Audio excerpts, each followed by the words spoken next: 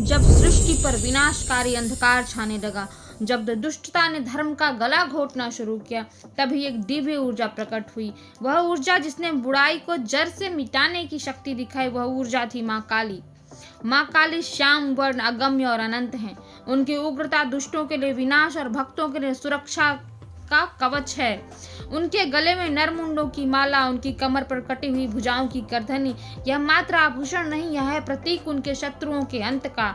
जब रक्तबीज नामक दैत्य, जिसका हर रक्त का एक कण उसे अजय बना रहा था, संसार में आतंक फैला रहा था, तब माँ काली का प्राकट्य हुआ। उनकी जीभ ने रक्तबीज के प्रत्येक रक्त की हर बूंद को सोख लिया और दुष्टता का अंत कर दिया। माँ काली केवल विनाश की देवी नहीं है, वह है परिवर्तन की शक्ति, वह है जीवन और मृत्यु के बीच की चेतना। उनकी उपासना का अर्थ है भय से मुक्ति, शक्ति का संचार, साहस का संचार और जीवन में नकारात्मकता का अंत।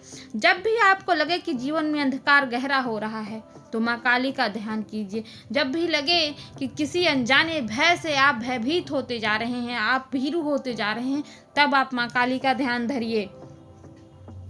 उनकी उग्रता आपके हर भय को जलाकर राख कर देगी। उनकी कृपा से आपको वो शक्ति मिलेगी जो हर चुनौती को पार करने में आपकी सहायता करेगी। माँ काली शक्ति की देवी हैं, साहस की देवी हैं, अजयता की देवी हैं।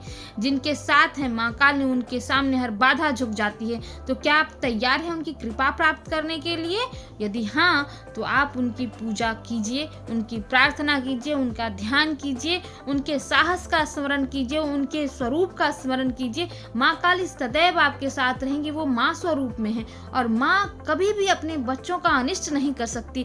माँ सदैव अपने कुपात्र बच्चों से भी स्नेह ही करती है, उसके प्रति करुणा ही रखती है। वो अगर कठोर भी होती है तो अपने बच्चे के भले के लिए ही कठोर होती है। वह कठोरता में दुष्टता नहीं दिखाती है, उसकी कठोरता में भी स्नेह है, ममता है, करुणा है। अगर संसार की माता आपका अनिष्ट नहीं करती है तो वो तो जगत माता है, जग जननी है।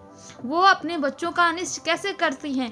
अगर आपका समय बुरा चल रहा है, आपको लग रहा है कि आपको किसी बात का दंड मिल रहा है, तो आप अपने कर्मों पर एक बार अवश्य ध्यान दौड़ाइएगा, एक बार अवश्य ही पूरी दृष्टि दौड़ाइएगा कि कहाँ आपने त्रुटि की, कहाँ ऐसा कर्म किया जिसका दंड आपको मिल रहा है।